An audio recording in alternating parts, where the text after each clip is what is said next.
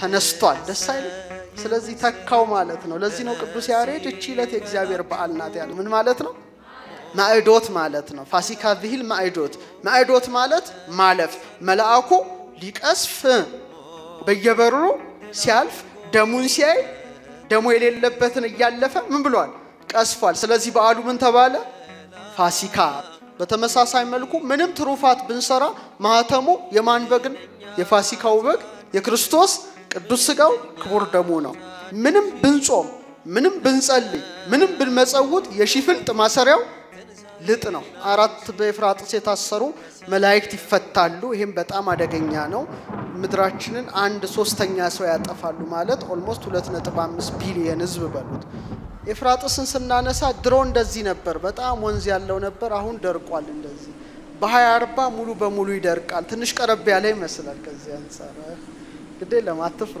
እስራኤል ጠፍታ ይው በአንድ ቀን በ1948 ተመሰረተች ጌታ ያለው ተፈጸመ ማለት ነው ከዚህ በኋላ የሚቀረው ምንድነው መለከቱ መነፋት የሊቀ ካህናቱ የክርስቶስ መምጣት የብርሃን ድንኳን በቃ ይደመደማል ቀጥሎ አልሸርጣን የሚባለው ይሄ ኮከብ የተጎዳው የቆሰለው ማለት ነው ሶስተኛው ደግሞ ሜሳርቲም የሚባለው እዚህ ጋር ያለው ኮከብ የታሰረው ማለት ነው ስለዚህ ክርስቲያኖች ለኔና ለናንተ ሲል የታሰረው ማን ነው የቆሰለው ማን ነው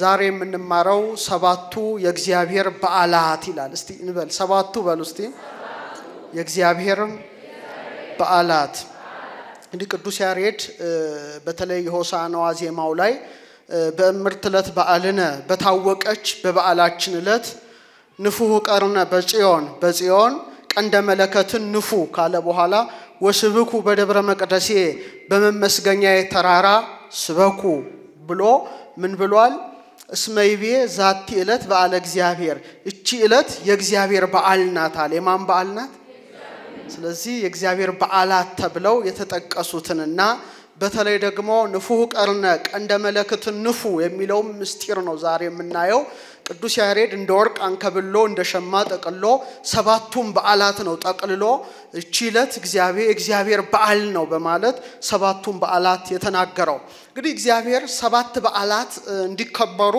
አዟል በምን በኦሪቱ ሰባት አድርጎ የሰራቸው ነገራት በጣም ብዙ ናቸው ለምሳሌ ስንት ሰማያት አሉ ከጽርሐ አርያም ጀምሮ እስከ ኤረር ድረስ በለተሁድ እግዚአብሔር ሰባቱን የብርሃን ሰማያትን ፈጥሯል በዛ ውስጥ ደግሞ ስንት ዕለታት አሉ 7 ዕለታት አሉ እሁድ ሰኞ ማክሰኞ ረቡዕ ሐሙስ አርብና ቅዳሜ አሉ እንደገና ስንት ሊቃነ መላእክት አሉ 7 አሉ ስንት የመቅረዝ መብራቶች እንዲበሩ አዟል 7 ስንት ቃላትን በመስቀል ላይ ተናግሯል 7 ሌላው ደግሞ ስንት የጸሎት ጊዜያት አሉ ስንት ዋሳት አሉ ስንት አይኖች አሉን 2 ስንት ጆሮዎች ስንት አፍንጫ ቀዳዳዎች ስንት አፍ ሲደመር 7 መለከቶች 7 ጽዋዎች 7 ሽክርክሪቶች አሉ በዮሐንስ ወንጌል ላይ ጌታችን አነ ውእቱ እኔ ነኝ ብሎ የተናገራቸው 7 ቃላት ብቻ ናቸው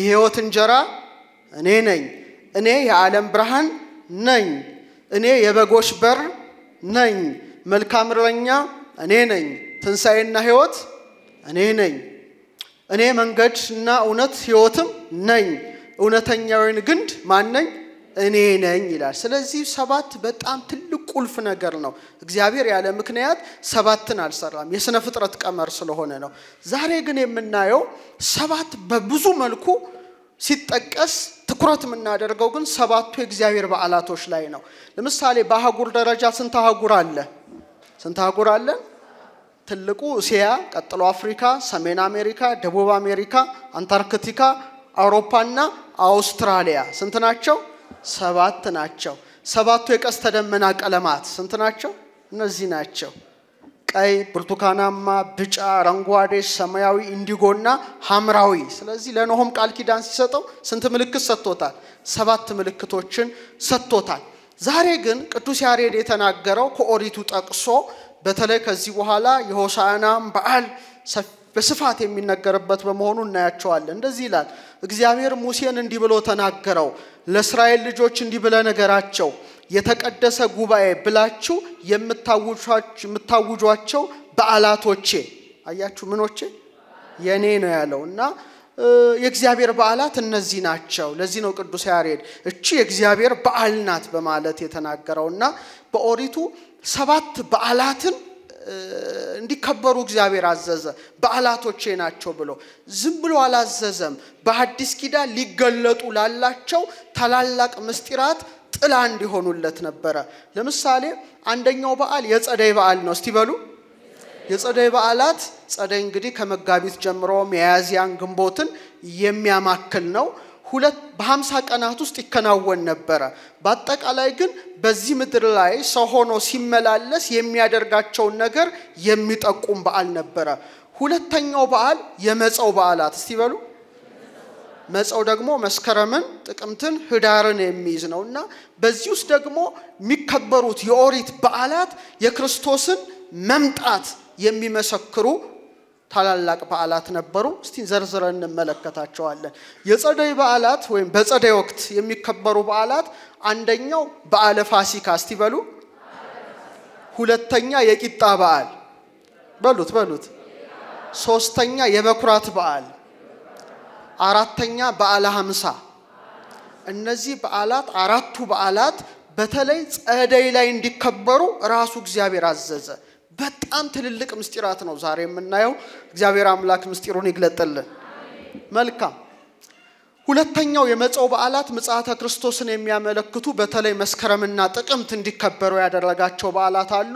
አምስተኛው በዓል የቀንደ መለከት በዓል እስቲ በሉት ቀንደ መለከት የሚነፋበት ነው ስድስተኛ የስርየት ቀን ሰባተኛ የዳስ በዓል ስለዚህ እግዚአብሔር እነዚህ የኔ በዓላቶች ናቸው አለ ቅዱስ ያሬድ ከዚህ ጠቅሶ ነው ንፉህ ቀርነ ያለው ይሄንን ነው አምስት የቀንደ መለከትን በዓል ማለት ነው ጥሩ አሁን የጸደይ በዓል ከመጋቢት እስከ ግንቦት በእስራኤል እንዲከበሩ ለእስራኤላውያን የነገራቸው በዓላት ሲሆን የመጀመሪያው የፋሲካ በዓል ነው እስቲ በሉት በጣም ጥሩ ፋሲካ እንግዲህ የጀመረው ባይሁዳ አቆጣጠር ባንደኛው ወር የኛ የመጀመሪያው ወራችን መስከረም ሲሆን የነሱ ወራቸው ሚያዝያ ነበር ሚያዝያ ስንት 14 እስቲ በሉት ሚያዝያ ስንት ሚያዝያ 14 ለነሱ ከግብጽ የወጡበት የመጀመሪያው ወር ኔሳን አርብ ላይ ይሄም በዓል እንዲያከብሩት አስቀድሞ እግዚአብሔር ለሙሴ እንዲህ ብሎ ተናገረ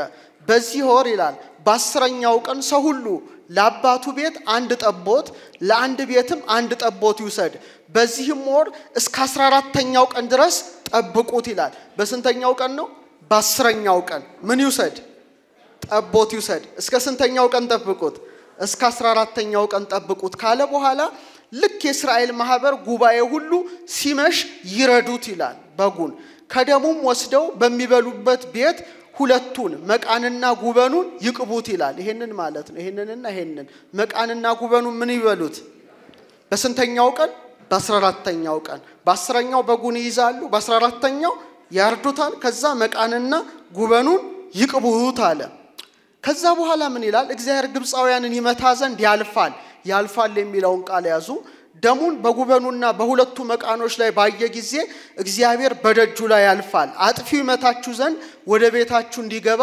አይተውም ማለት ስለዚህ ያ ቀሳፊ መልአክ ሲመጣ ደሙን ሲመለከት ምን አይልም አልፎ ይሄዳል አለ ምን ሄዷል አልፎ ይሄዳል ስለዚህ ምን አለ ይለናንተ በግብጽ ሀገር በእስራኤል ልጆች ቤቶች ላይ አልፎ ግብጻውያንን በመታ ጊዜ ቤቶቻችን ያዳነ እግዚአብሔር የማለፉ መስዋዕት ይችናል ተላላችሁ ካለ በኋላ የግብጻውያንን በተለይ በግብጽ ምድር የተገኘው በኩር ሁሉ የእንስሳውንም በኩሮች ሁሉ መታ ይላል ስለዚህ መልአኩ መጣ ደሙን ሲያይ ያለፈ ሄደና የግብጻውያንን የመጀመሪያ ልጃቸው ምን አደረገ ቀስፎ ገደለ እስራኤላውያን ግን በምን ተረፉ በበጉ ደም በጣም ጥሩ ስለዚህ በበጉ ደም እስራኤላውያን ከሞተ በኩር የዳኑበት ከግብጽ የወጡበት መታሰቢያ ምን ተብሎ ይጠራል ፋሲካ እስቲ በሉት በጣም ጥሩ እንደዚህ ማለት ነው ይቀቡት ነበር ከዛ መልአኩ ያልፋቸዋል ስለዚህ ፓሳ ማለት በእንግሊዘኛ በዕብራይስጥ ፓሳ በእኛ ደግሞ ፋሲካ በእንግሊዘኛ ፓስ ኦቨር ማለት ማለፍ ማለት ነው ምን ማለት ነው ማዕዶት ማለት ነው ፋሲካ ብሂል ማዕዶት ማለት ማለፍ መልአኩ ሊቀስፍ በየበሩ ሲያልፍ ደሙን ሲያይ ደሙ የሌለበትን ያያለፈ ምን ብሏል ቀስፏል ስለዚህ በዓሉ ምን ተባለ ፋሲካ ወይም መሸጋገር ማለት ነው መልአኩ አለፈ በግብጽ የደረሰውን የመጨረሻውን መቅሰፍት ያስታውሳል ይሄ ነው መልአኩ ሲያየው ያልፋል የግብጻውያንን በኩር ይቀስፋል ይሄ እንግዲህ የመጀመሪያው በዓል ሆኖ እንዲከበር እግዚአብሔር አዘዘ እና ወንዶች ሁሉ ኢየሩሳሌም ተገኝተው በአመት ከሚያከብሯቸው ታላላቅ በዓል አንዱ የመጀመሪያው ምንድን ነበር ፋሲካ ይሄ በብሉይ ኪዳን ዘመን ነበር ወደ ሐዲስ ኪዳን እስቲ እግዚአብሔር እንዴት እንደለወጠው ተመልከቱ 5500 ዘመን ሲፈጸም የተወለደው ማን ነው ኢየሱስ ክርስቶስ ነው አይደል ከቅድስት ድንግል ማርያም ስለኛ ስለዚህ በጉ የማን ነው ምሳሌ ሆነ የራሱ የክርስቶስ ምሳሌ ሆነ ያ በግ ንጹህና ነውር የሌለበት ጠቦት እንደነበረ እሱ ምንድነው ንጹህ ባህሪ ነው ምንም ኃጢያት አልሰራም ንጹህ ነው የሚያዝያ ጨረቃ በወጣች በ10ኛው ቀን ይዛችሁ እስከ 14 አስራችሁ በ14ኛው ቀን ሰውት እንደተባለ የክርስቶስም ምክረሞቱ በ10ኛው ተጀምሮ በ14ኛው ቀን በአርብ ዕለት ምን ሆነ ተፈጸመ ማለት ነው በጣም የሚገርም እኮ ነው አስቀድሞ ምሳሌውን ያሳያቸው ነበር እስራኤላውያን በበጉ ደም ከመላእከ ሞት እንደዳኑ ባህር ተከፍሎላቸው ከግብጽ ባርነት ነፃ እንደወጡ በእግዚአብሔር ልጅ ደምም ነፍሳት ከሲኦል ባህረ እሳት ነፃ ወጥተው የትገቡ ገነት ገቡ ስለዚህ ፋሲካ በዓል በምን በዓል ተተካ በስቅለት እስቲ በሉት በክርስቶስ የስቅለት በዓል ተተካ ማለት ነው እና የፋሲካ በጎች በሚታረዱበት ደማቸው በሚፈስበት በዓለ ፋሲካ ዕለት ማን ተሰቀለ ክርስቶስ ተሰቅሎ እውነተኛ በግ ሆኖ ስጋውን ቆረሰ ደሙን አፈሰሰ በከበረ ደሙ ፈሳሽነት ዓለምን አዳነ ፋሲካችን ሆኖ ተሰዋ ማለት ነው ግልጽ ነው ስለዚህ በዓለ ፋሲካ በምን ተተካ በክርስቶስ ስቅለት ተተካ እንደዚህ ሆኖ ተሰዋ ጥላው በጉ ነው ፍጻሜው ግን እውነተኛው እግዚአብሔር ልጅ ማን ነው ኢየሱስ ክርስቶስ ነው ስለዚህ አሁን መቃንና ጉበኑን ሲቀቡት ከላይ ወደ ታች ከጎን ወደ ጎን ሲፈስ ምን ይሰራ ነበር የመስቀል ምልክት ለምሳሌ እንደዚህ ማለት ነው ከዚህም ሲቀቡት ምን ይሰራል ትዕምርተ መስቀል ይሰራ ነበር ስለዚህ እውነተኛው በግ በመስቀል ተሰቅሎ ስጋውን ይቆርሳል ደሙን ያፈሳል ማለት ነው ለዚህ ነው ያሬድ እቺ ዕለት የእግዚአብሔር በዓል ናት በማለት የተናገረው እንዲህ ነው አያችሁ እዚህ ጋር ሲቀቡት እንዲፈሳል በዚህ ጋር ሲሄድ እንዲሄድና መስቀል ይሰራል ስለዚህ እኔ የሕይወት በር ነኝ እንዳለ እውነተኛው የፋሲካ በር ማን ነው ክርስቶስ ነው በመስቀል ምን ሆነ ተሰዋ በጣም ይሄ የሚገርም ነው ሌላው በጣም የሚገርማችሁ ጌታችን የተሰቀለው መቼ ነው አርብ መጋቢት 27 በጣም ጥሩ መጋቢት 27 ከ12ቱ ታላላቅ ከዋክብት መካከል የበግ መልክ ያለው ሐመል ይባላል እስቲ በሉት በሳይንሱ ኤሪስ ይባላል በእኛ ሐመል እንለዋለን ልክ መጋቢት ከፀሐይ ጋር ይውላል ምኑ በጉ ሚያዝያ ደግሞ የበሬ ቅርጽ ያለው ኮከብ ነው በጣም ቅርጹን በሰማይ በአይናችሁ ታዩታላችሁ የሚገርም ነው በጉ በደንብ ይታያል በሬው በደንብ ይታያል ይሄ አንድ ቀን መጥቼ እንደው አሳያቸዋለሁ ምናልባት ዛሬም ደግሞ ካልመሸ ድንገት በኋላ ላይ እና ይሆን ይችላል እና ሐመል በጉ ከፀሐይ ጋራ መጋቢት እንደሚውል በተመሳሳይ መልኩ እውነተኛው በክርስቶስም ለዓለም ቤዛ መቼ ተሰዋ መጋቢት 27 ሲሰዋ ፀሐይ ምን ሆነች ጨለመች ይሄ ነው እንዲህ ሆኖ ነው በሰማይ የሚታየው እዚህ ጋር ይታያቸዋል ይሄ ኮከቡ ነው ይሄ ቀንዱ ኤልናቲክ ይባላል ይሄ እዚህ ጋር ያለው የሐመል ቀንድ ትርጉሙ ምንድነው ቆሰለው ወይም የሞተው ማለት ነው ቀጥሎ አልሸርጣን የሚባለው ይሄ ኮከብ የተጎዳው የቆሰለው ማለት ነው ሶስተኛው ደግሞ ሜሳርቲም የሚባለው እዚህ ጋር ያለው ኮከብ የታሰረው ማለት ነው ስለዚህ ክርስቲያኖች ለኔና ለናንተ ሲል የታሰረው ማን ነው የቆሰለው ማን ነው የደማው ማን ነው የሞተው ማን ነው እውነተኛው ፋሲካ ማን ነው ኢየሱስ ክርስቶስ ነው ማለት ነው ኢየሱስ ክርስቶስ ነው ስለዚህ ነቢያት እንዲተናገሩ ይውላችሁ ለመታረድ እንደሚነዳ ጠቦት በሸላቶቹም ፊት ዝም እንደሚል በግ እንዲሁ አፉን አልከፈተም ኢሳይያስ ይኸው ዮሐንስ ምን አለው? የዓለምን ኃጢአት የሚያስወግድ የእግዚአብሔር ምን። ስለዚህ በክርስቶስ ስለተደመደመ ጳውሎስ ምን አለ? ፋሲካችን ክርስቶስ ታርዷልና አለ። ምናችን? ስለዚህ ፋሲካው በማን ተተካ? በክርስቶስ መስዋዕትነት ተተካ ማለት ነው።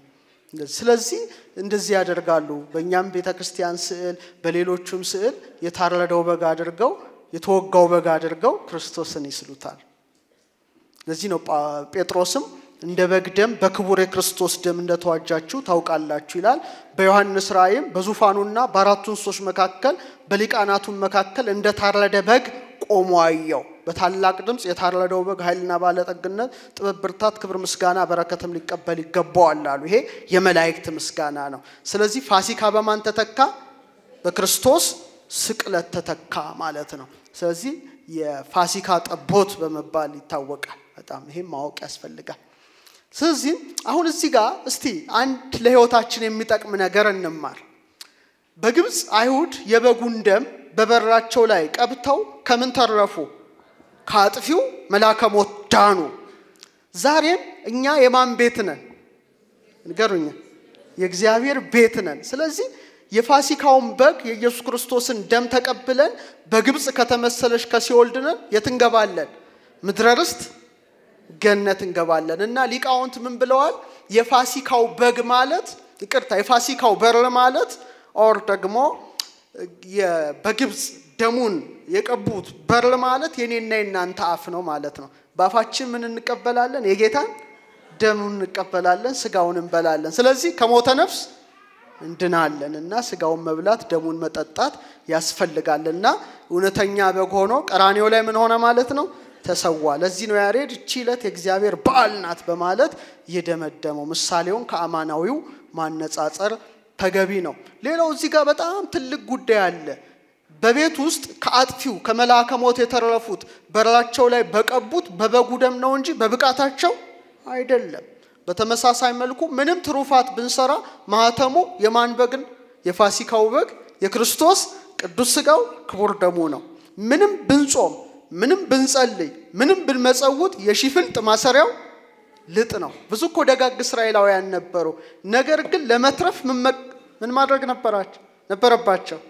ደሙን በመቃኑ በጉበኑ መቀባት እንደነበረባቸው ዛሬም ለመዳን የማን እንደመቀበል አለብን? የክርስቶስን። ለዚህ ነው ከኃጢአት ሁሉ ያነጻናል ይላል። ሁለተኛ የቂጣ በዓል እስቲ በሉ። ይሄ ደግሞ በጣም የሚገርም ነው። ይሄ ደግሞ ዘሌዋውያን 23:6 ላይ ያለ ልክ የሰባት ቀን በዓል ነው። የሚጀምረው ከፋሲካ ማግስት፣ ፋሲካ አርብ ነው። የቂጣ በዓል ደግሞ መቼ ይጀምራል? ቅዳሜ ይጀምራል።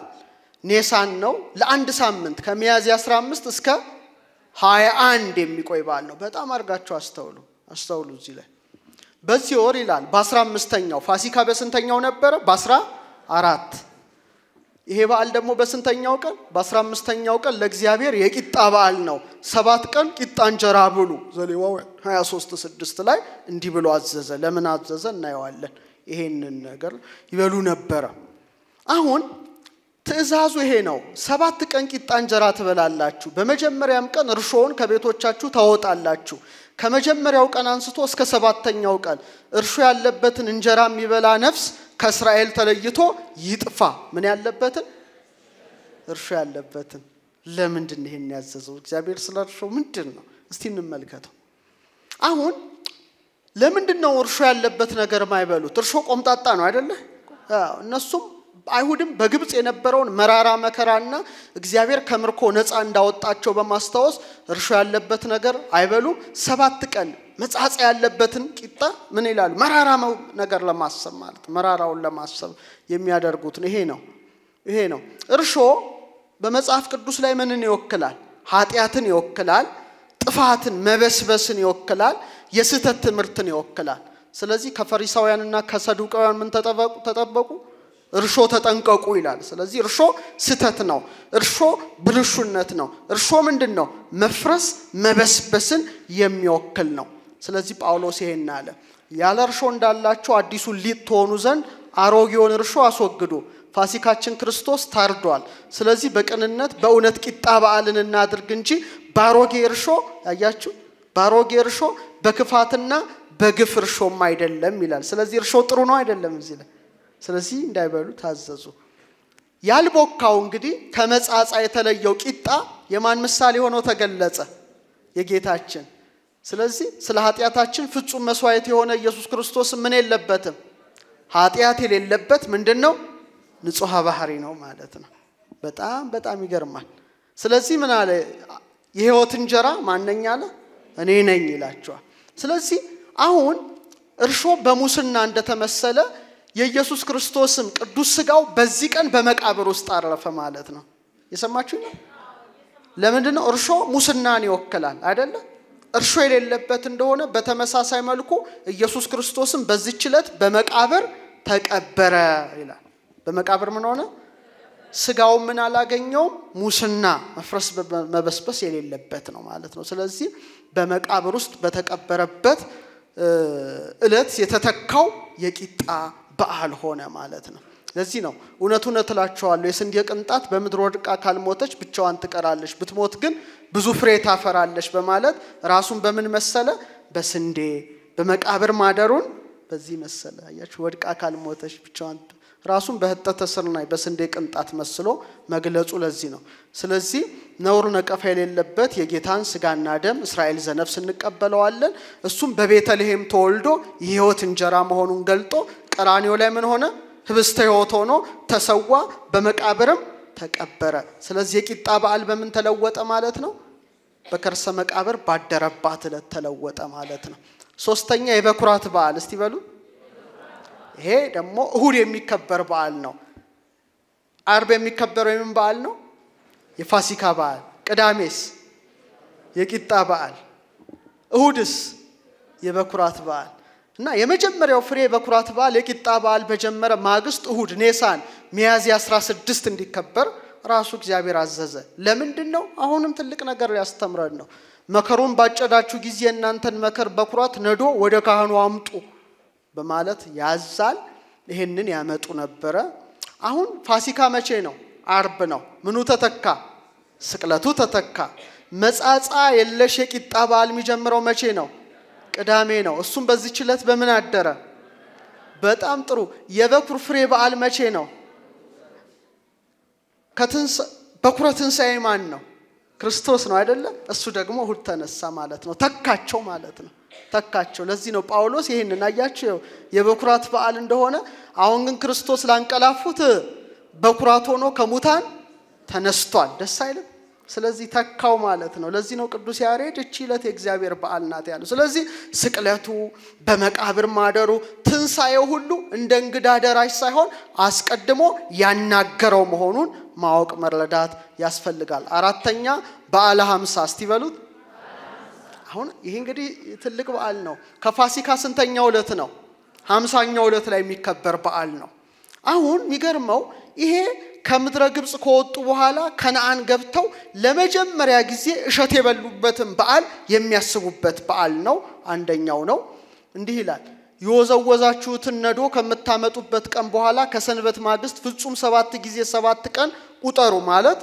7 ሲባዛ 7 49 ነው እስከ 7ኛው ሰንበት ማግስት ድረስ 50 ቀን ቁጠሩ አዲሱን የእህል ቁርባን ወደ እግዚአብሔር አቅርቡ ይላል ይሄ የታዘዙት ትእዛዝ ነው ስለዚህ ይሄንን እሸቱን አስራት በኩራት ቀዳሚያት ያወጡ በተለይ ደግሞ ስንዴ እየተመገቡ እግዚአብሔርን ስለ ምድር ፍሬ እንዲያመሰግኑ እግዚአብሔር አዘዛቸው ጥሩ ሌላው ደግሞ በበረሃ ያሉ ምን አውርዶላቸዋል መና አውርዶ ውሃ ከጭንጫ ፍልቆ ያወረደ ይመገባቸው ነበር ስለዚህ ያንን እንዲያስቡ ስንተኛ በዓል ታዘዙ አራተኛ በዓል ታዘዙ ግን ትልቅ ምስጢር አለው እዚህ ላይ ስታስቡ የፋሲካውን በግ ሰው ከግብጽ ባርነት ወጡ ልክ 50ኛው ቀን ላይ በጽጋግ በጨለማ በእሳት በነፋስ በደብረ ሲና ላይ ሕገ ኦሪት ተሰጣቸው በስንተኛው ቀን በ50ኛው ዕለት የፋሲካውን በግ በሰው በስንተኛው ዕለት ድገሙት በጣም ጥሩ ልክ እንደዚህ ማለት ነው ሲና ተራራ ላይ በታላቅ ግርማ እዚህ ዙሪያውን ከበውት ሕገ ኦሪትን ሰጣቸው በእሳት በነፋስ በጣም በሚያስፈራ የነጋሪት ድምጽ ማለት ነው የፋሲካውን በግ በሰውት በስንተኛው ድገሙት በስንተኛው ይሄ ለምንድን ነው ይሄ የሆነው ሲባል ይሄ ነው በቃ ያያችሁ በተመሳሳይ መልኩ የእግዚአብሔር በግ የተባለው ክርስቶስ የተወደደ መስዋዕት ሆኖ ተሰውቶ ቀራንዮ ላይ በተነሳ በ50ኛው ቀን መንፈስ ቅዱስ በምን አምሳል ወረደ? በእሳትና ሲና ተራራ ላይ ልክ በ50ኛው ቀን በእሳት በነፋስ በጭጋግ ሕገ ኦሪትን እንደሰጠ በተመሳሳይ መልኩ የእግዚአብሔር በግ ክርስቶስ ተሰውቶ በተነሳ ልክ 50ኛው ቀን ላይ ያጸጋ ለማን ተሰጠ ማለት ነው? ለሐዋርያት። ሲና ከፍ ያለ ነው አይደለም? ተራራ ነው። በተመሳሳይ መልኩ መንፈስ ቅዱስም የወረደው ምን ላይ ነው? ሰገነት ላይ ነው፣ ፎቅ ቤት ላይ ነው ማለት ላይ ነው። ልዕልናን ይፈልጋል። ስለዚህ እንደዚህ ነው የተካው ማለት ነው። የተካው እንደዚህ ነው። ይሄ በጣም ወሳኝ ነገር ነው።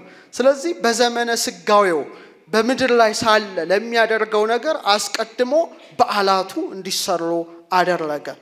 እንግዲህ የአዝመራ በዓል እንደሆነ 3000 የነፍሳት አዝመራ ለእግዚአብሔር ገቡ። 3000 ሰው ነው የተጠመቀው አይደል በጴጥሮስ ስብከት? በጣም ጥሩ። አሁን ይሄ ወሳኝ ጊዜ መጣ። አሁን እኛ ያለንበትን ዘመን ነው መነግራችሁ። አሁን ያለንበት ዘመንን በእነዚህ በዓል ነው ያስቀመጠው። አሁን በጸደይና በመጸው በዓላት መካከል የምን ክፍተት አለ? የ3 ወራት ጊዜ አለ። ይሄ ማለት ክርስቶስ ወደ ሰማይ አርጎ እስከሚመጣበት ያለውን ጊዜ የሚወክል ነው። አሁን ያለንበትን ዘመን ማለት ነው። ጌታችን ወደ ሰማይ በሚያርግበት ጊዜ መላእክት ምንድነው ያሉት? አንተሙ ሰባ ገሊላ ምንትኑ ቆምክሙ ትራዩ ሰማይ። እናንተ የገሊላ ሰዎች ሽቅብ እያያችሁ ስለምን ቆማችኋል? ይህ ወደ ላይ ሲወጣ ያያችሁት ኢየሱስ ክርስቶስ ተመልሶ ይመጣል። ስለዚህ ካረገ በኋላ እስከሚመጣበት ያለው ዘመን በምን ተወክሏል? በ3 ወራቱ ጊዜ ተወክሏል። አሁን የመጸው በዓል ምጽአቱ ነው። እስቲ ምኑ ነው? ምጽአቱ ነው። መጸው ማለት መስከረም አካባቢ ጥቅምት ያለው የአበባ ወቅት ማለት ነው። እዚህ ላይ 3 በዓላት እንዲያከብሩ አዟቸዋል። ይሄ ምንድነው? ምጽአት ላይ ላለው ሁኔታ ጥላ ያደርገው ነበር። አንደኛው የቀንደ መለከት በዓል ንፉህ ቀርነ ያለው ቅዱስ ያሬድ መለከትን ንፉ። ሁለተኛው የስርየት ቀን፣ ሰባተኛው የዳስ በዓል ይባላል። ስንት በዓላት አሉ? 3 በዓላት አሉ። ክርስቶስ ሲመጣ የሚያደርጋቸው ነገራት ናቸው እነዚህ። አንደኛው የቀንደ መለከት በዓል ይሄ ነው። ሮሽ ሃሻና ይባላል። መስከረም 1 ነው የሚከበረው። የት ላይ ነው? መቼ? መስከረም 1። እኛም አዲስ ዓመት ስናከብር እነሱም ሮሽ ሃሻና ማለት ርዕሰ አውደ ዓመት ማለት ነው። ሚያዝያ ከግብጽ የወጡበት ነው። መስከረም ደግሞ ዓለም የተፈጠረበት ወር ብለው እስራኤላውያን ያስባሉና በ7ኛው ወር ይላል መስከረም በመጀመሪያው ቀን ረፍት በመለከት ድምጽ መታሰቢያ የተቀደሰ ጉባኤ ሆነላችሁ የተግባር ስራ ሁሉ አታድርጉበት በማለት ይሄን በዓል እንዲያከብሩ ማናዘዛቸው? እግዚአብሔር አዘዛቸው። ምን እንዲያከብሩ? ቀንደ መለከት እንዲነፉ ማለት ነው። ጥሩ። ለዚህ ነው ይሄው በእምርት ዕለት በዓልነ በታወቀች አለ ያሬድ በበዓላችን ቀን ንፉህ ቀርነ በጽዮን ቀንደ መለከትን ንፉ ካለ በኋላ ወስብኩ በደብረ መቅደስ እስመይቤ ዛቲ ዕለት በዓለ እግዚአብሔር። እቺ ዕለት የማን በዓል ናት? እዚህ ቀንደ መለከት የምትነፋባት ዕለት ናት። እንዲህ ነው የሚነፉት። ይሄን የመሰለ ትልቅ መለከት አለ። መስከረም 1 ላይ ይነፋል። ሌዋዊው ካህን ወጥቶ በጣም ነው የሚጮኸው። በጣም ያስገመግም። አሁን ድረስ ይነፋሉ። ለኛ ግን ተለውጧል ይሄ በዓል በአዲስ ኪዳን። እዚህ ጋር ያው አዲሱ ዓመት መስከረም ላይ እንደሆነ ሊቆ የሰጡት አስተያየት ነው። ይሄንን እንለፈው። ፍጻሜው ግን 7 ምንድነው? ስንተኛው ወር ላይ ነው እንዲነፉ የታዘዙት? ንገሩኝ። 7ኛው ወር ስንተኛው ቀን? የመጀመሪያው ቀን ነው ይኸውላችሁ። ስለዚህ ፍጻሜው ግን 7 ምንድነው? ፍጹም ነው። እስቲ በሉት። ፍጹም እንደሆነ ፍጻሜ ዓለምን ይወክላል። ዓለምም ትፈጸማለች ማለት ነው። 7 የረፍት ቀን እንደሆነ ዓለምም ምን ተላለሽ ማለት ነው? ታርፋለች። ማሲመጣ ክርስቶስ ሲመጣ ማለት ነው። ልክ መጨረሻ ላይ ቀንደ መለከት እንደሚነፉ መላእክትም ምን ይነፋሉ? ቀንደ መለከት ይነፋሉ። በቃ ለምጽአቱ ነው። የቀንደ መለከት በዓል ለሚነፋው የነጋሪት ድምጽ ወይም ለሚመታው ነጋሪት ወይም ለሚነፋው የመላእክት ቃለ ቀርን ይወክላል ማለት ነው። ይሄ ለዚህ ነው መላእክቱን ከታላቅ መለከት ድምጽ ጋር ይልካቸዋል። ከሰማያት ዳርቻ እስከ ዳርቻው ከአራቱ ነፋሳት ለርሱ የተመረጡትን ይሰበስባሉ። አንድ ምስጢር ነግራችኋለሁ ሁላችን አናንቀላፋም ነገር ግን የኋለኛው መለከት ሲነፋ ጳውሎስ ያለው መለከት ይነፋል ሙታንም ይነሳሉ ይላል ጌታ ራሱ በትእዛዝ በመላእክት አለቃ ድምጽ በእግዚአብሔር መለከት ከሰማይ ይወርዳል በክርስቶስ ይሞቱ አስቀድመው ይነሳሉ ስለዚህ ክርስቶስ ይመጣል ማለት ነው ለምሳሌ ጥፍራችሁን ተመልከቱት እስቲ ጥፍራችሁ ያንን ይወክላል እዚህ ጋር ለምሳሌ ጥፍራችን መብቀሉ የመወለዳችን ምሳሌ ነው ማደጉ የማደጋችን ምሳሌ ነው መቆረጡ የመሞታችን ምሳሌ ነው ተቆርጦ አይቀርም እንደገና ይበቅላል እኛም ሙተን አንቀርም መለከት ይነፋል ክርስቶስ ይመጣል እኛም እንነሳለን መጽሐፈ መቃብያን ላይ አንብቡ ጸጉራችን የትንሳኤ ሙታን ምሳሌ ነው ጸጉራችን መብቀሉ የመወለዳችን ማደጉ በሉት እስቲ የማደጋችን እንቆርጠዋለን ወይም እንላጨዋለን የምናችን ተላጭቶ ተቆርጦ አይገርም እንደገና ይበቅላል የምናችን በጣም ጥሩ ጎበዞች አሁን ሲመሽ ቤት እንሄዳለን ከዛስ ራታችንን በልተን እንተኛለን ስንተኛ ቆመን ነው ተጋድመን ነው በጣም ጥሩ ተጋድመን እንተኛለን ስጋችን ተኝቶ ሲያንኮራፋ ምን ታያላችሁ ህልም ታያላችሁ ጥሩ ጧት ዶሮ ሲጮህ ምን ትላላችሁ ብድግ ትላላችሁ ብርሃን መጥቷል ማለት ነው ይሄ ምን ይወክላል ሲመሽ ቤት መተኛታችን በጨለመሽ ሞት ከዚህ ዓለም እንደምንሰናበት ያመለክታል መጋደማችን መቀበራችንን ያመለክታል ህልም ማለማችን ነፍሳችን በህያውነት መኖሯን ያመለክታል ልክ ዶሮ ሲጮህ ብርሃን ሲመጣ መነሳታችን መላእክት መለከት ሲነፉ ከሞት እንቅልፍ ማሲመጣ ብርሃን ክርስቶስ ለዚህ ነው ጳውሎስ ንቃ ሟቲ ዘትነውም አንተ የተኛሟሽ ንቃ ማን ያበራልሃል ክርስቶስ ያበራልሃል በማለት የተናገረው ግልጽ ነው ይሄ ሁሉ ለምሳሌ ፀሐይ በምስራቅ ተወጣለች እስቲ ባንድ ላይ የምን ትመስላችኋለች ፀሐይ በምስራቅ መውጣቷ የመወለዳችን ጠፈር ላይ መቆየቷ አዟችሁ ድፈሩ የመኖራችን ማብራቷስ ልብስ ለብሰን የማጌጣችን መጥለቋ የመሞታችን ጠልቃ አትቀርም እንደገና ምን ትሆናለች እኛም ሙተን አንቀርም ክርስቶስ ሲመጣ ከሞት በጣም ጥሩ አሁን ብዙ ዛፎች አሉ አይደለ ለምሳሌ እቺ ነገራችሁ ወደዚህኛው ልምጣ ለምሳሌ አንድ ዛፍ ሲተከል ገበሬችን የምታል ዘር ይዝና ምን ውስጥ ይጥላታል መሬት ውስጥ አፈር ውስጥ ኦኬ ከዛስ በኋላ ከበቀለስ በኋላ ያድጋል ካደገስ በኋላ ያብባል ያፈራል በጣም ጥሩ ከዛስ ፍሬ ይበላል ጥሩ ነው ይደርቃል ከደረቀስ በኋላ ታጨዳል ወይም ይቆረጣል እንደነዶ ታጭዶ ተወቅቶ ጎተራ ውስጥ ይገባል ግን አይቀርም በአመቱ ተዘርቶ አሽቶ በቅሎ በስሎ ይበላል የኔና የናንተን ህይወት ይመስላል ነው ለምሳሌ ዘርን ይዛችሁ መሬት ላይ እንደምትጥሉ እኛም ስንጸነስ ከአባት ዘር ወደ እናት ማህፀን ምን ሆነን ተላክን ዘሩ ጥቂት ቀን እንደሚቆይ እኛም 9 ወር ከ5 ቀን በእናታችን ማህፀን አይዟችሁ ቆየን እንደሚበቅል እኛም አረ ንገሩኝ ተወለድን እንደማደግኛም እንደሚያብብ እንደሚያፈራኛም ባልሚስት አግብተን ምን አፈራን ልጆችን ቤት ንብረትን አፈራን እንደሚደርቅስ አረጀን እንደሚታጨድስ ታጭደን ሞትን ጎተራ እንደሚገባስ ተቀበርን ከጎተራ በአመቱ ተዘርቶ አሽቶ በቅሎ በስሎ እንደሚበላ መለከት ይነፋል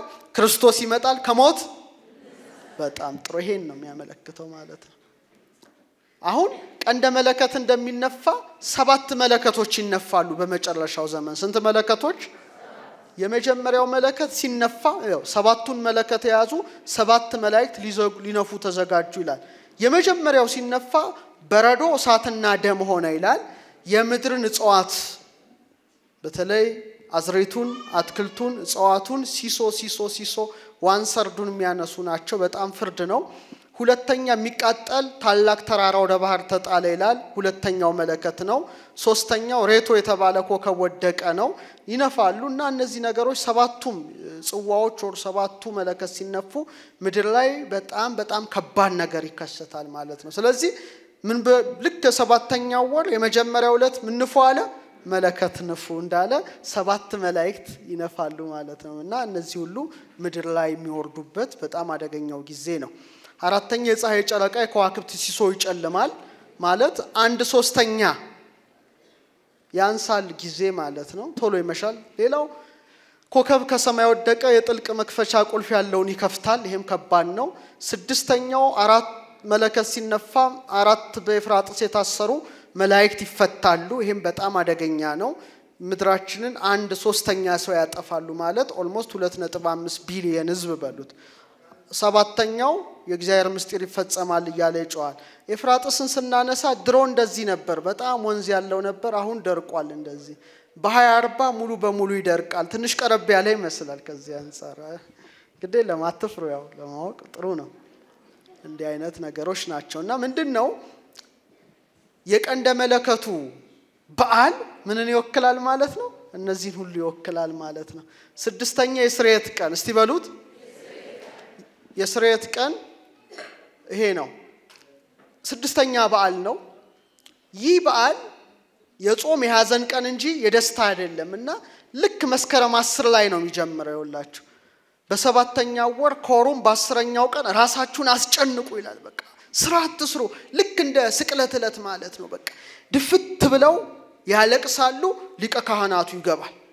በጣም ይሄ ስድስተኛው ትልቁ በዓል ነው በጣም ትልቁ የስርየት ቀን ነው እና የምን ቀን ነው የሐዘን የእንባ እንጂ የደስታ አይደለም። አሁን ምንድነው የሚያመለክተው ብለን ስናይ ሰውነታቸውን ያዋርዳሉ የንስሐ ቀን ነው የሐዘን ነው የለቅሶ ቀን ነው። በአመት አንድ ቀን በዚህች ዕለት ነው ሊቀ ካህናቱ ቅድስተ ቅዱሳን ይገባል።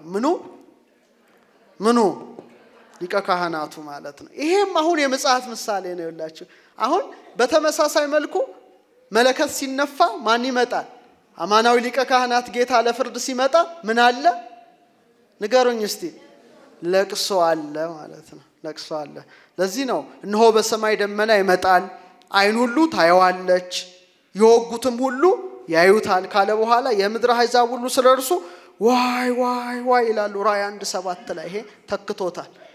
ዘካርያስ ላይ ይሄ ተነግሯል ይወተም በዳዊት ቤት ላይ በኢየሩሳሌም የሚኖሩት ላይ የሞገስን የልመና መንፈስ አፈሳለሁ ወደርሱ ወደወጉት ይመለከታሉ ሰው ለአንድያ ልጁ እንደሚያለቅስ ያለቅሱለታል ሰው ለበኩር ልጁ እንደሚያዝን በመራራ ሐዘን ያዝኑለታል። በዚያ ቀን በሚግዶው ሜዳ እንደነበረው እንደ ሃዳድሪሞን ልቅሶ ታላቅ ለቅሶ በምን ይሆናል በኢየሩሳሌም ይሆናል። ማመጣ ማለት ነው ድገሙት ኢየሱስ ክርስቶስ ለፍርድ መጣ ማለት ነው። ይሄ ተካው ይሄው እነሆ ከደመና ጋር ይመጣል አይን ሁሉ የወጉት ያዩታል የምድር ወገኖች ሁሉ ስለርሱ ዋይ ዋይ ይላሉ። እንዴት እንደተካው ተመልከቱ በጣም ያስደንቃል።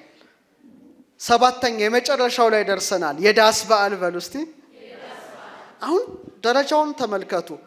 የመለከት በዓል ምንን ይወክላል የመለከት በዓል ምንን ይወክላል ኢየሱስ ክርስቶስ ሲመጣ መላእክት የሚነፉትን መለከት ይወክላል። ይሄኛውስ በዓል የሐዘኑ በዓል የስርየት ቀን በዓልስ ኢየሱስ ክርስቶስ ሲመጣ አይሁድ የሚያዩበት የሚያዝኑበት የሚያለቅሱበትን በዓል ይወክላል። የመጨረሻው ይሄ ነው በቃ ሰባተኛው በዓል የዳስ በዓል ወይም የድንኳን በዓል ነው። ይህ በዓል በሰባተኛው ወር ቲሽሪ ከመስከረም 15 እስከ 22 ቀን እንዲያከብሩ አዘዛቸው። ለእስራኤል ልጆች እንዲህ ብለ ነገራቸው በዚህ በሰባተኛው ወር ከ15ኛው ቀን ጀምሮ ስንት ቀን 7 ቀን ለእግዚአብሔር የዳስ በዓል ይሆናል። የምን በዓል በጣም ይገርማል የድንኳን በዓልና ይህ ድንኳኑ ምንድነው እስራኤልስ ለ40 ዓመታት ምድረ በዳ ሲንከራተቱ እግዚአብሔር ሲጠብቃቸው ጥበቃውን የሚያስቡበት ነው። ስለዚህ በኢየሩሳሌም ይገኛሉ በዚህ ዕለት አይቀርም። አሁን ይሄ ማለት የመጨረሻውን ዘመን የሚወክል ነው ሰባተኛው በዓል እንዲከበር ያዘዘው። ምክንያቱም የተግባር ስራ እንደማይደረግ ዓለምም ረፍት ታደርጋለች 7 ቀን ለእግዚአብሔር የእሳት ቁርባን እንደሚደረግ እዚህ ላይ ምን ይላል ወታስተናፍስ ምር 7 ዕለታተ መሬትም 7 ቀን ብቻዋን ተሰነብታለች።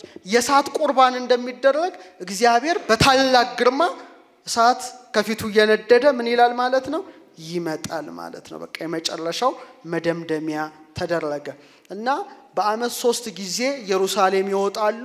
የመለከት በዓል የስርየት ቀን በዓል ከዳስ በዓል ጋር የተገናኙ ስለሆኑ አይሁድ አንድ በአንድ በነበሩት በእነዚህ ሶስት በዓላት ላይ ኢየሩሳሌም ይገኙ ነበር ስለዚህ የድንኳን በዓል እንደሚደረግ ኢየሱስ ክርስቶስ ሲመጣ ምን ትመጣለች ኢየሩሳሌም ሰማያዊት እስቲ በሏ ይሄው በቃ ለባሏ እንደተሸለመሽ ሙሽራ ተዘጋጅታ ከሰማይ ከእግዚአብሔር ዘንድ ስትወርዳየው ታላቅም ድምጽ ከሰማይ እነሆ የእግዚአብሔር ድንኳን በሰዎች መካከል ነው እግዚአብሔር ራሱ ይመጣል ማለት ነው እግዚአብሔር ድንኳን በሰዎች መካከል ነው ከነርሱም ጋር ያደራል የሚለው ይፈጸማል ይሄው እነርሱም ሕዝብ ይሆናሉ እግዚአብሔር ራሱ ከነርሱ ጋር ሆኖ አምላካቸው ይሆናል እንባዎችን ሁሉ ከዓይኖቻቸው ያብሳል ሞትም እንግዲህ ወዲህ አይሆንም ሐዘን ቢሆን ወይም ጩኸት ስቃይ እንግዲህ ወዲህ አይሆንም የቀደመው ሥርዓት አልፏልና ብሎ ሲናገር ሰማሁ አለ በቃ ለዚህ ነው አባቶቻችን ይሄን ያሉት ይሄው የብርሃን ድንኳኖች ወደ ተተከሉበት ያግባቸው የዳስ በዓል በምን ይተካል የዳስ በዓል በምን ይተካል በብርሃኑ ዳስ በብርሃኑ ድንኳን ይተካል ማን ማለት ነው የካህናት አለቃ ኢየሱስ ክርስቶስ አለ ይሄን በዓል ነው የጠቆመው አባ ሕርያቆስ ለዛች ዕለት ሁላችንም ለዛ ለታላቋ ክብር ያብቃል ይሄው አትናቴዎስም ይሄን ነው ያለው ይላችሁ ሁሉ ከተፈጸመ በኋላ ያን ጊዜ ለመረጣቸው ለወዳጆቹ ለጻድቃኖቹ የብርሃን ድንኳን ይተከላል በኦሪቱ የዳስ ድንኳን እንደሚተከል ያኔ ምን ይተከላል የብርሃን ድንኳን ይሄው ሰባት መሰወሪያ ያለው የሳት መጋረጃ ይዘረጋል የካህናት አለቃ አያችሁ የካህናት አለቃ እዚህ ጋርም ተመሳሳይ ነው ኢየሱስ ክርስቶስ ከዚያ ወደዚህ ምስጢር ይገባል በቃ ይሄ መቼ ሊሆን ይችላል ግምት ማስቀመጥ ይቻል ይሆን እስቲ ትንሽ ግምት አስቀምጠን ትንበል እዚህ ላይ ከ62 ጊዜ ሰባትም በኋላ መሲህ ይገደላል በርሱም ዘንድ ምንም የለም የሚመጣው አለቃ ሕዝብ ከተማይቱን መቅደሱን ያጠፋሉ ፍጻሜውም በጎርፍ ይሆናል እስከ መጨረሻው ድረስ ጦርነት ይሆናል ጥፋትም ተቀጥሯል ለምሳሌ የመጽአቱ ምልክት ያደረጋት እስራኤል ናት ምንድናት ዛሬ ሩቅ ምስራቅ የዓለም ዜናዎች ሁሉ ወደዛ ናቸው አይኖች አይደለ በቃ ኢየሩሳሌም ላይ አንድ ነገር ከሆነ የዓለም ሚዲያ ሁሉ አይኖ ወደዛ ነው ለምን መሰላችሁ ጌታ የተናገረው ነገር ሊፈጸም ነው ምሳሌዋን ከምን ተማሩ ከበለስ ተማሩ ይላል እዚህ ጋር 62 መሲህ የሚሞትበት ነው ኃጢያት አልሰራም ከዛ መቅደሱ መጥፋቱን ተናገረ እነሱ መጥፋታቸውን ተናገረና እዚህ አካባቢ ስትመጡ እስከ መጨረሻው ድረስ ጦርነት ይሆናል እዛ አካባቢ ምን አለ ማለት ነው እስራኤል አካባቢ ንገሩኝ ጦርነት ጥፋትም አለ አሁን ደሙ በእኛና በልጆቻችን ይሁን ብለዋል አላሉ ሊቀ ካህናት ክርስቶስን ሰቅሎ አላሉ ብለዋል በኋላ በዚህ ንግግራቸው ስንት ዓመት ተፈረደባቸው እስቲ ንገረኝ አረባካችሁ በሰባም አይጠፉበት ነው 2000 ዓመት ኦልሞስት ተፈረደባቸው ስንት ዓመት 2000 ዓመት እስራኤል ምትባል ጠፋች ካርታ ላይ የለች የት ገባች ሲባል ሚደንቃችሁ በ1948 ተመሰረተች ስንት አሁን እስቲ አባዙት እንት ላይ እንደሆነ 70 ምናምን ሆኗል አይደል ስለዚህ እቺ ትውልድ አጠፋም ብሏል መጥፋትም አትችልም እስራኤል አጠፋም ስለዚህ በ1948 መንግስት ሆና ተመሰረተች በለሷ አሁን ይሄ ማለት ይሄ ነው በቃ ከቶ እንደ ያለ ነገር ማን ሰምቷል አለ ኢሳይያስ እንዲስ ያለ ነገር ማን አይቷል በውኑ ሀገር ባንድ ቀን ታምጣለች ወይስ ባንድ ቀን ህዝብ ይወለዳል ጽዮን እንዳማጠች ወዲያው ልጆቿን ወልዳለች አለ ምኖቿን ወለደች እስራኤል ጠፍታ ይው ባንድ ቀን በ1948 ተመሰረተች ጌታ ያለው ተፈጸመ ማለት ነው ከዚህ በኋላ የሚቀረው ምንድነው መለከቱ መነፋት የሊቀ ካህናቱ የክርስቶስ መምጣት የብርሃን ድንኳን በቃ ይደመደማል ማለት ነው በቃ በ1967 የስድስቱ ቀን ጦርነት ኦልድ ሲቲ አሮጌዋ ከተማ የቤተ መቅደሱን አካባቢ እስራኤላውያን ያዙ 15000 ሰው አለቀ 1967 የስድስት ቀን ጦርነት ታውቃላችሁ አሁን ያለችበት እዚህ ላይ ነው ማለት ነው በቃ አለቀ እነሆ ኢየሩሳሌምን አለ በዙሪያዋ ላሉት ለአሕዛብ ሁሉ የመንገዳገድ ዋንጫ አደርጋታለሁ ይላል በቃ አዲስ አበባ ምታልከውናት ደግሞም ኢየሩሳሌም ስትከበብ በይሁዳ ላይ እንዲሆናል በዚያም ቀን ኢየሩሳሌምን ለአሕዛብ ሁሉ ምን አደርጋታለሁ ከባድ ድንጋይ አደርጋታለሁ የሚሸከሟት ሁሉ እጅግ ይቆስላሉ የምድር አሕዛብ ሁሉ በላይዋ ላይ ይከማቻሉ ይላል ሁሉም እስራኤልን ለማጥቃት የሚመጣበት ጊዜ አለ ማለት ነው። ያ የመከራ ሰዓት ደግሞ በጭንቀት ውስጥ እያሉ እውነተኛውን መሲህ ኢየሱስ ክርስቶስን ምን ይሉታል? ይፈልጉታል። እስራኤል ሁሉ ይድናል። እስራኤላውያን በክርስቶስ የሚያምኑበት ጊዜ አለ። የሚያውቀው ማን ነው? ራሱ ክርስቶስ ነው። ግን እስካሁን አስፈሪ ናት እስራኤል። በሁሉም ዓለም በቃ ማንንም ይችላት የለም። የሚሸከሟት ሁሉ ምን ይላሉ? ይቆስላሉ ብሏል። ይሄ እግዚአብሔር ቃል ነው ማለት ነው። ስለዚህ ሰባቱ በዓላት የምን ምሳሌ ናቸው ማለት ነው? በሐዲስ ኪዳን ሊገለጡ ላላቸው ታላላቅ ምስጢራት ምን አድርጓቸዋል? ጥላ አድርጓቸዋል። ለዚህ ነው ቤተክርስቲያናችን አሁን ከዛሬ ጀምሮ ሐሙስን ዓርብን እንደዚህ ያደረገች ታስበዋለች። ሕማማትን ደግሞ የብሉይ ኪዳን ሳምንት አድርጋ ታስባለች። ዓርብ ላይ ስትገባ ደግሞ የፋሲካው በግ ክርስቶስ መስዋዕቱን ታስባለች። ቅዳሜስ የቂጣ በዓል እንደሆነ ደግሞ ሙስና የሌለበት ክርስቶስ በመቃብር ማደሩን፣ የበኩራት በዓልስ ሞትን ድል አድርጎ መነሳቱን ታስባለች። ግልጽ ነው ምእመናን? እግዚአብሔር ከሁላችን ጋር ይሁን። ስለዚህ ሰባቱ የማን በዓላት? የእግዚአብሔር በዓላት። ለዚህ ነው እንግዲህ እነዚህ ሁሉ ጥላ ስለሆኑ የቅዱስ ያሬድ ድጓ፣ ጾመ ድጓ ሁሉ ይሄን ምስጢር የሚያሳይ ነው። ንፉ ቀርነ በጽዮን ቀንደ መለከትን ንፉ ይላል። ንፉ እቺ ዕለት የማን በዓል ናት? የእግዚአብሔር በዓል ነው። ሆሳዕና ዕለትም ይሄ ይባላል ማለት ነው። ሆሳዕና ዕለት ይሄ ይባላል። ለምንድነው? ለሐዲስ ኪዳን ምን አድርጓታል? ጥላ ምልክት አድርጓታልና እውነተኛው ንጉስ እውነተኛው መሲህ ኢየሱስ ክርስቶስ ዓለምን ለማሳለፍ ሲመጣ የብርሃን ድንኳን ሲተከል እዛው አኑሮን ከሱ ጋራ እስከ በሌለው ፍጻሜ እንድንኖር ቅዱስ ፈቃዱ ይሆንልን።